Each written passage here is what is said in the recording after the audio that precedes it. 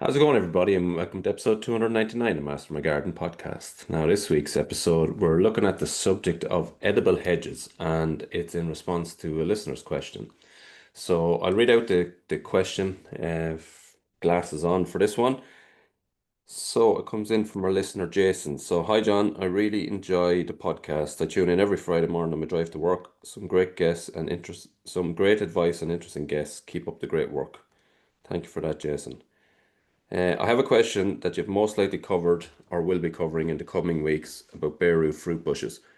At the rear boundary, which is south facing of my garden, I intend to plant a hedge of some sort, but like the idea of fruit bushes instead to create some kind of a hedge. Is this possible to have a mixture of fruit bushes, for example, raspberries, gooseberries, currants, as a boundary hedge? Or would I need to cut these right back to the ground every year, thus leaving them bare during the autumn and winter? If I go ahead with this idea, I thought I'd order bare root canes. Yeah, perfect timing. And perhaps you could recommend somewhere to buy them. Many thanks, Jason in Ballyragged in Kilkenny. So yeah, great question, Jason. And it is one that we've kind of touched on before, but not necessarily covered in any great depth. And there's a few kind of aspects to it and a few things to, I suppose, consider. And the follow-on question that I messaged Jason back on was, what was the primary function of the hedge, I guess? And it is to create a border.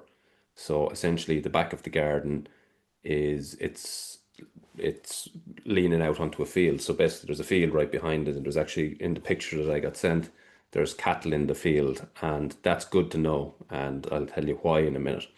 So it's basically to create that boundary and to define the site, I suppose, to create a little bit of shelter, all the usual things that you would require a hedge for. And then I suppose Jason is looking to have some benefit from the hedge as well. And this kind of ties a little bit into the episode that we covered a couple of weeks ago on permaculture, where every, plant that goes in has several functions within the garden. So for example, a cherry laurel, for want of a better example, if that was planted, that wouldn't be planted in a permaculture garden. Everything has to have more than one function, more than one purpose within the garden. And that's where the idea of edible hedges, really, really comes from. And it's absolutely possible.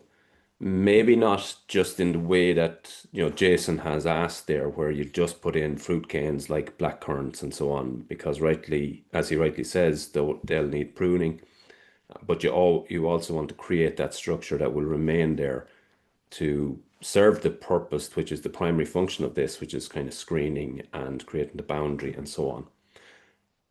When we're thinking about this, then as well, we will bear in mind that there is cattle on the other side of this fence. So if you plant, all these edible plants, there's some of them that are going to really, really attractive to the cattle reaching in and giving them a prune without your permission. So we'd bear that in mind as well.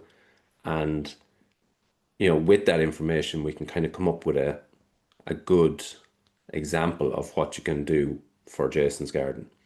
And um, it's a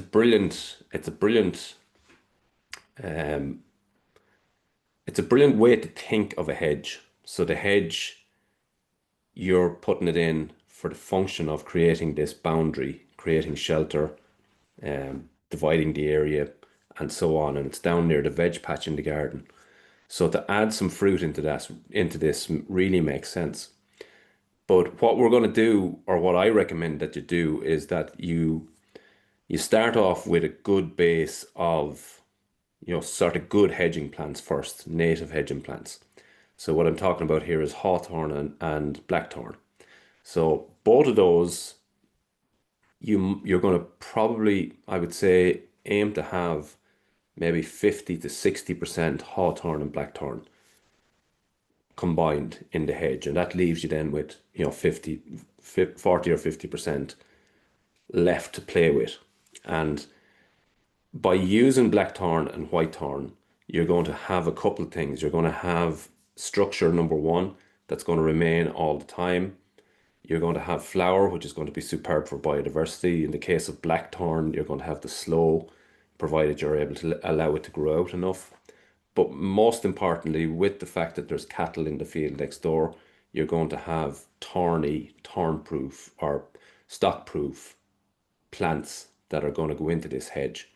So now you're creating that boundary, but you're also leaving yourself with, I suppose, protection from the fact that there is, livestock on the other side of the fence. And it's totally logical that they're going to look to eat and nibble on new fresh growth. But by adding in thorny plants, you're going to, I suppose, give them a chance to establish and then protect maybe the more tender plants as we go along. Now, the other thing to start to think of is that it doesn't have to be just a fruiting hedge. It can be nuts as well. So you have your hawthorn and blackthorn giving you that base, and that's your solid base. You can, of course, throw in a couple of evergreens as well, something like a holly. So again, going to give you a little bit of structure, going to give you that evergreen feature, going to give you berries, which are going to be good for birds in the winter time. And of course, it's going to give you a little bit of stock protection as well. So now there's tree plants. Now you can start to add in things like nuts. So for example, a hazelnut, you can add in not a huge amount of these, but along the length of the hedge, every maybe 10 meters, you might add in a hazelnut or a cob nut. And that nut tree or bush can produce and will produce nuts, hazelnuts and cob nuts over time. So now you're adding in another edible plant, albeit that it's not a fruiting plant. What I'd be inclined to do on this run would be to add in some trees. So when you're planting in, native hedges or edible hedges, the biggest challenge is that in order for them to reach and to get the full benefit, if it's a wildlife hedge or if it's a edible hedge, in order to let it grow to its full potential, produce the fruit and so on, you're going to need to allow it to grow in a way that isn't typical of a hedge, of a garden hedge. So if you think of most garden hedges, normally what you're doing is you're growing the hedge, you're keeping it cut up to, I cut mine, for example, once a year to kind of keep a shape on it. But most people will be cutting possibly twice a year to allow it to stay in that tidy look. But if you want to get the full benefit of either a wildlife hedge or an edible hedge, you have to allow it to grow out a little bit, and you have to allow it to be, and I've got to use the word untidy, but unkept, I suppose, is the word.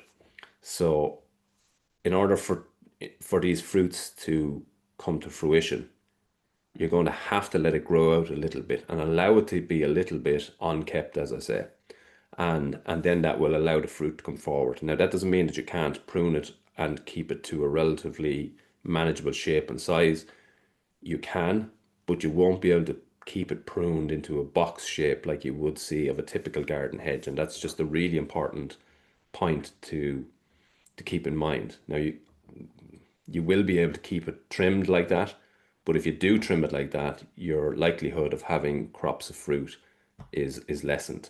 So what you're looking to do is allow it to grow out a little bit, and not have it in that boxy shape that is typical of a garden. Allow it to be a bit more natural, a bit fuller, and I suppose to find its own way a little bit. Obviously, then keep it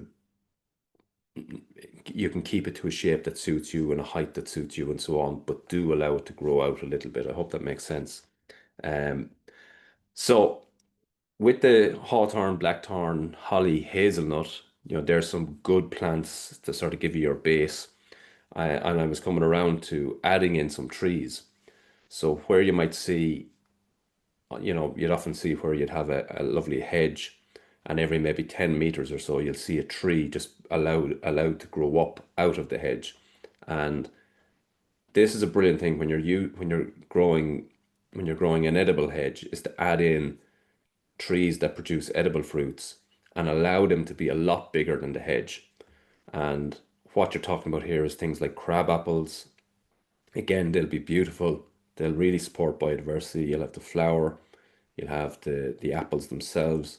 You'll have very good autumn color from them as well. So, again, multi benefits of these trees. So Malus sylvestre is the crabapple tree, and there's loads of different varieties of those. Some really, really ornamental ones, really attractive ones, or you can just get the native crabapple trees, and they'll produce fruit over a period of time. Another tree to add in, a kind of a hardy tree, is a damson tree. And damsons, to me, they're quite a big tree, but again, in this situation where you're allowing it to grow above the canopy of the hedge and allow it to be just a standalone tree, they can really, really work well there. And damsons are absolutely beautiful fruit. You can get beautiful damson jam. They'll crop relatively consistently. Some years you'll have bumper crops where the tree will be bent in half with fruit, and other years it'll be a little bit less. But you will more or less get fruit every year from a damson. It's very, very rare not to to get fruit from it. And if you're in an area like Ballyraggett, for example, not that far from where I live, so that's going to be an area that's relatively cold. We'll get late frosts, relatively late frosts. So things like, your standard fruit trees might get a year where you'll have no fruit because you'll have got a late frost, but damsons will almost certainly fruit every year, and a beautiful fruit at that. So damson is a very good one to add in. You can also add in standard apple trees, but where I would always be recommending that you're putting in a small sort of manageable apple tree on a small rootstock. When it comes to in a hedge like this, you're actually looking for something to be quite big and something to stand up above the canopy. So typically speaking, you'll be looking for a rootstock then, and any apple tree that you like, some of the traditional varieties, the older varieties would be really, really good in an edible hedge like this. But you're looking for a sort of a bigger rootstock, so something like an M26 or an MM106, and the M26 will be grown sort of 10 to 12 foot. So again, it's going to stand right up above that canopy, or even bigger again, 14 to 16 or 18 foot is the MM106. So you can have basically any variety that you want, but they'll be just on a really big rootstock, and they'll stand right up above the canopy of the hedge. So you can add in these trees every kind of 10 meters and create that sort of higher point. And now you're getting fruit on sort of several levels within the hedge. Then to start to add in some more plants into this hedge, we've now have a base of hawthorn, blackthorn, maybe some hollies, hazelnuts. You can also add in dog rose, which is not going to be an edible hedge from the point of view of picking fruit off it and eating, but it will produce rose hips. And a lot of people create syrups and make, if you're into cosmetics and skincare, people use rose hips for that. But it's a brilliant, brilliant plant. Again, with a thorn on it, again with a flower on it, so it's going to create that multi-dimensional use within the hedge. A dog rose is a good, good, good thing to add in there. Another one is a chokeberry, aronias. That'll be it's a shrub essentially. It's a good hardy shrub. It'll thrive in a hedge like that. It'll produce berries. They're not, they're not as nice as a strawberry or raspberry, but they're decent fruit within the hedge. And then you can start to add in elderberry. Again, very much at home in a hedge situation. Again, slightly different. Now, the likes of an elderberry would be one that the livestock will be looking to nibble at. But the fact that you're adding in thorny plants into it will be really beneficial there. So in time, you'll have elderberries, and you can make elderberry wines and so on. But that's Sambucus nigra elderberry, and that'll be really at home in the hedge situation. Then you can add in, your traditional fruits. Your quince maybe can go in. So quince will be again quite big in the hedge. Your blackberry, your raspberry can go in. Red currant, black currant, they'll do really well in it. The only downside of these is, as Jason mentioned, they will or they could need a bit of pruning in order for them to reach their full potential. So the likes of a raspberry, they will grow. They'll actually get some support from the hedging plants in there, and you will get fruit from them. But ideally, you will be getting in there every year and cutting out the 2-year-old the older canes, because once they're spent, then you want to kind of open up that so that the rest of the fruit is able to develop on next year's canes. And if it's in a hedge situation, they might get smothered out a little bit. You mightn't be able to get full ripening in there. So you might need to just identify where those couple of plants are and just do a little bit of pruning, proper pruning on those to allow them to reach their full potential. But by all means, a red currant will survive in a hedge. You'll definitely get the berries to the front and the back. The key with this is to put in a good few of these plants, because you're always going to, in a scenario like that, there's going to be certain amount of them that just won't develop because it's going to be too smothered within the hedge. So what you're going to look to do is harvest front and back of these. You're definitely going to have some bird activity because you're not going to be able to protect them. But if you're able to put enough of them in there, you'll get enough out of it. The birds will get enough out of it, and you'll be able to, pick and choose and get what you want out off of it as soon as they're available to eat. So definitely red currants, black currants, raspberries you can add in. Um, Quince can be added in. Then there's some of the kind of hybrid fruits like jostaberries, loganberries. Loganberries have thorns as well, so loganberries will be quite good in a hedge like that. They'll be strong as well, so they won't mind competing with other plants, and they'll find their way, and you will get berries. And they'll be hardy in there. So you can mix it up a lot. So if you create your base with you know kind of 40, 50, 60% of hawthorn, blackthorn, holly, dog rose, hazelnut, your staple plants, they're going to create that hedge anyway for you. And then you just fill out the rest of that percentage with your kind of fancier fruits, your raspberries, your blackberries, your red currants, your white currants, and so on. And then your couple of fruit trees that are going to stand above that canopy. And now you have a good solid, edible hedge that's going to be beneficial for birds, for insects. It's going to be like, with all those flowering plants in there, that's going to be an absolute corridor for biodiversity. It's you'll have flower at different times. It's going to be a really beautiful hedge as well, because you're going to have, as I say, flower in the springtime, but you're going to have flower at different stages. You're going to have your blackthorn first, your white thorn. You're going to have your dog rose flowering. You're going to have your crabapple trees flowering. You're going to have your other fruits flowering. You're going to have nice berries coming in the summertime. You're going to have autumn color as some of these change. You're going to have your rose hips from your dog rose. So you're going to get a nice benefit out of these over a long, long period of time. And time is the key thing here, because that's not going to happen overnight. You'll plant these plants in the upcoming bare root season, for example. And I think it would probably take 5 years to really see this hedge in its reach its full potential. You'll definitely be getting fruit by year two.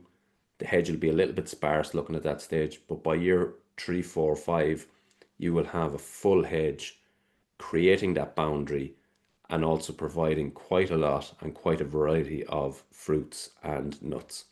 But it will take that kind of, as I say, 4 to 5 years to really hit that maturity. The big thing with it is to be aware that if you want to achieve this fruiting hedge with all this diversity of fruits and flowers, then the reality is you can't keep it tightly cut the same way as we would typical, garden hedges. So it needs to be allowed to grow out a little bit. Now, by all means, after a period of time, you can kind of keep shape on it, but it does need to be allowed to grow out, because if you trim these too tightly in the springtime, for example, you're going to be essentially cutting off all your flower. That's going to become your fruit, so you're breaking a cycle. You need to allow these to grow out within the hedge and mature within the hedge. And so what you're going to do then is you're going to keep it to a certain shape, but it's going to be more natural looking. bigger, less, it's not going to be cut into a box shape. It's going to be allowed to grow out, and that's the really important thing. And if you like that, which I really do, especially in a scenario like that where you're in the countryside anyway, you're bordering a field where there's cattle in it, it's going to blend into the local environment. It's going to give you that shelter at the back of the garden. It's going to divide your space. It's going to protect the fruit, the veg garden that's already there, and then it's going to provide fruit for yourselves, and it's also going to provide fruit for birds. It's going to be a haven for biodiversity. So it's going to be multifunctional, but you do have to allow it to grow out a little bit. So yeah, brilliant idea, Jason. Very good question and perfect timing because bare root season is almost upon us. So we're up to kind of heading for the end of October now. And definitely within the next couple of weeks, we're going to see bare root plants coming. Recommendations as to where to get them. There's lots of really good bare root suppliers. If you look local, whoever your local bare root people are, definitely online you have the likes of Future Forest, you've Quick Crop. In terms of fruit plants, English's Fruit Nursery in Wexford, you just message them, they'll send you out a catalogue. And that's a brilliant catalogue because there's so much fruit in there. You get all your damsons, your hazelnuts, all of those. So English's Fruit Nurseries, Future Forests, your local garden centres, when the bare root season comes on, they'll have a certain amount of them. But definitely Englishes will have a lot of what will go into that. Um, Hawthorn, blackthorn, pretty easily available. Just try and get as good native plants, and you'll have a really good hedge. It's a brilliant idea. Brilliant idea. As I say, the likes of this would be very, very common in permaculture gardens in food forests, where you're adding in a lot of these bushy, shrubby plants that provide, you know, elements of fruit. And obviously that ethos, as we heard a few weeks ago, was, harvest some and then leave some for nature as well. And so that really ties in when you have a, relatively long hedge to do like Jason has. This is a brilliant hedge to put in. Takes a little bit of planning, but if you work to that kind of 50 to 60% blackthorn, hawthorn, um, hazelnut, dog rose, that's a kind of a good percentage to start with, and then fill out the rest of it. Add in some elderberries, some crab apples, some damsons, chokeberries, and then your nicer ones, your blackberry, raspberry, blackcurrant, whitecurrant, all of those. And then some of the hybrid ones, the jostaberries, loganberries, and so on. But yeah, any of those suppliers, there's lots of local people as well. So check out your local nurseries or those few that I've mentioned. It's a great question and wish you the very best of success with it. For anyone else that has any questions, shoot them in. Definitely these type questions are a great way of answering, because when somebody has a question, you can be guaranteed that another listener has something similar, has a query, something similar, or maybe sparks an idea for somebody. So listeners' questions are great, so shoot them across if you have any of those. I'm still looking for a male and a female, so please, if anyone is interested in coming on the episode around Christmas gifts for gardeners, I'd love to hear from you in the next kind of week or so. Don't worry if you're a lot of people think I'm not an experienced gardener or whatever. This is really just a chat to see what kind of gardening gifts you might like. It's call it a wish list, and just bring the three of us to get together. We do a Zoom call and we just chat out these sort of products or these wish list things that we want for our shopping list or want to find under the Christmas tree this year. So if I could hear from male listener and a female listener over the next week, that'd be great. And yeah, hope to record it very, very soon in order to give people time to get these gifts lined up before Christmas. Don't like mentioning it yet, but unfortunately it is on the horizon. But we do have bare root season first and lots more going on.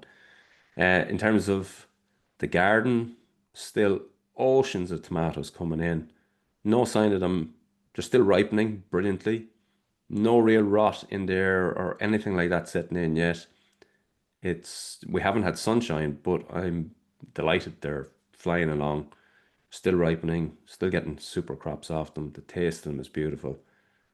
Probably into the last couple of weeks, but delighted to be getting this late and still loads of them coming on. Garlic and onions not planted yet, but definitely going to be planted really soon. And yeah, the grow along, I'll definitely do an update on that next week. Some reasonable progress, some not so much, but some reasonable progress overall, and generally happy with what's going on there. But I will definitely do a follow-on video now showing what we do next. I think that's kind of, we're getting to that stage now where we need to do that. So yeah, hope that answers your question, Jason. If anyone else has any questions, shoot them across. Delighted to cover them on an episode. As I say, those type episodes generally spark somebody an idea for somebody else, or they're also, they tend to be, if somebody like Jason has that question, I'm sure somebody else out there listening has. So that's been this week's episode. Thanks for listening, and until the next time, happy gardening.